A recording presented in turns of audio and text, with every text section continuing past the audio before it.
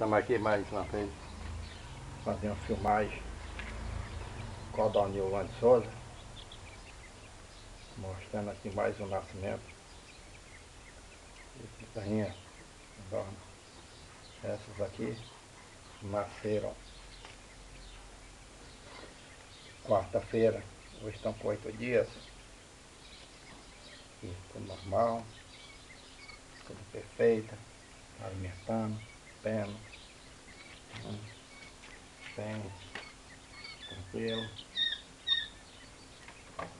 Vamos mostrando aqui a chocadeira.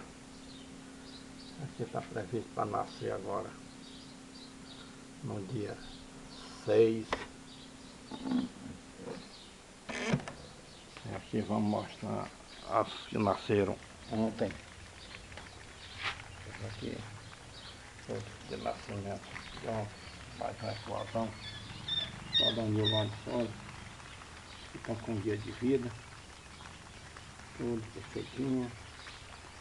Aqui nasceram aleijadinhos, não sei como. Eu que acontece de nascer essas bichas aleijadas, mas faz parte.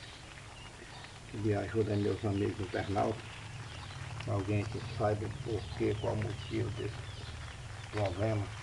Acredito que eles devem enfrentar, como eu estou enfrentando agora. Quem sabe tem uma solução para esse problema. Ok?